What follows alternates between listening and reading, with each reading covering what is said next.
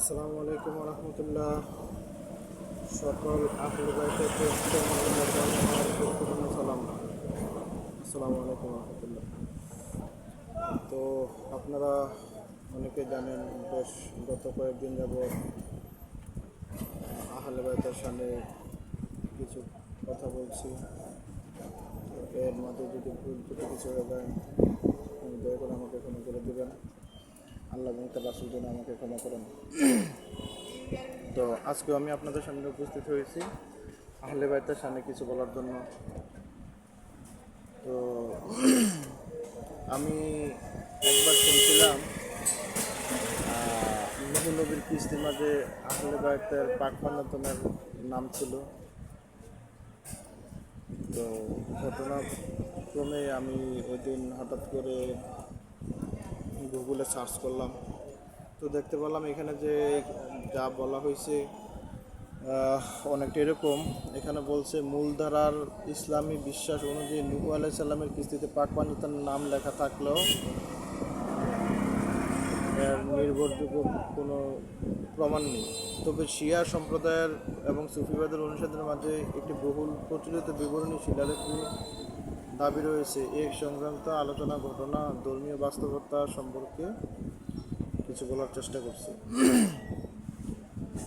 তো ফলক আবিষ্কারের বিষয়ে যে দাবি করা হয়, একটি প্রাচীন বর্ণনা অনুযায়ী 1951 সালে রাশিয়ার ককেশাস অঞ্চলের প্রত্নতাত্ত্বিক খনন কাজের সময় একটি প্রাচীন কাঠের ফলক বা শিলালিপি পাওয়া যায়।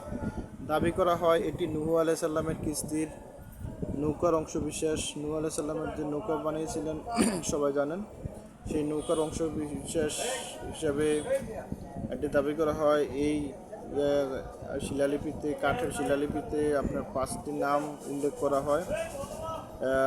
প্রাচীন সমানি বা সেমিটিক ভাষায় এই শিলালিপিতে এক আল্লাহর কাছে সাহায্য চেয়ে একটি দোয়া লেখা ছিল।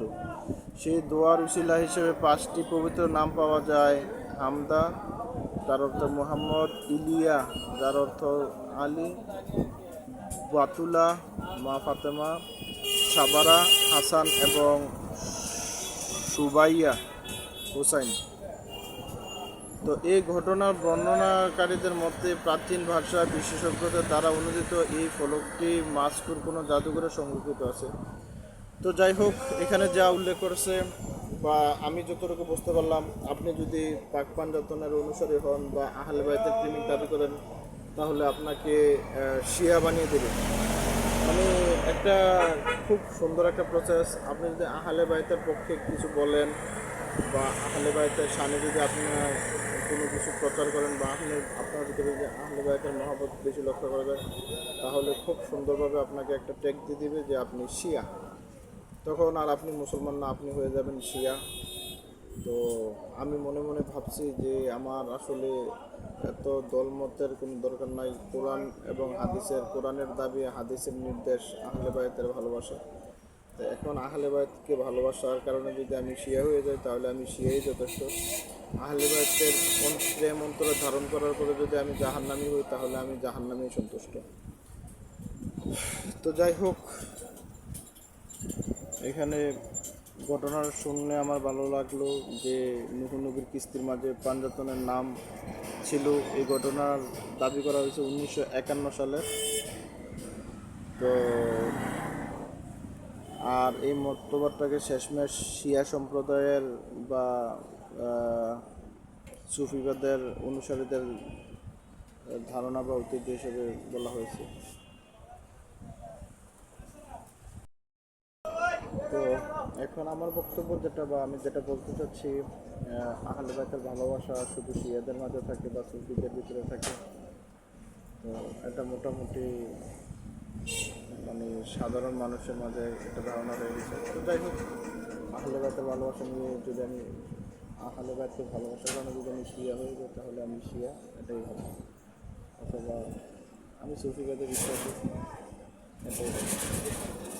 আর একটা জিনিস হচ্ছে, আমি যেটা মনে করি, আহলে বাইতের সম্মান প্রচার প্রসারের ক্ষেত্রে বা ভালোবাসার ক্ষেত্রে কোনো মিথ্যা গল্প বা মিথ্যা কোনো ঘটনা তৈরি করতে হয় না, বা মিথ্যা কোনো ঘটনা সাজাতে হয় ঈশ্বরের ভালোবাসা, কোরআনের দাবি, আহলে বাইতের ভালোবাসা, হাদিসের নির্দেশ এবং নবীজির বিশিষ্ট সাহাবিগণও আহলে বাইতের প্রতি মহব্বত রাখতেন, এগুলোর স্পষ্ট প্রমাণাদি দলিলাদি আছে।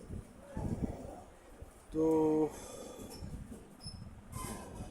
বেশ আহলে বাইত সম্পর্কে যতটুকু জানি ততটুকু জেনে আছে আপনাদের সামনে তুলে ধরার চেষ্টা করব। আর এর মধ্যে যদি কোনো কিছু ভুল হয়ে যায় আপনারা কমেন্ট আমাকে জানিয়ে দেবেন। আর আপনি আহলে বাইতের প্রেমিক হিসাবে এই ভিডিওটি শেয়ার করতে পারেন যেন অন্য একজন আহলে বাইতের প্রেমিকের কাছে পৌঁছে যায়। আর আপনারা সবাই জানেন যারা আহলে বাইতের প্রেমিক আছেন, আহলে বাইতের বিরুদ্ধে গত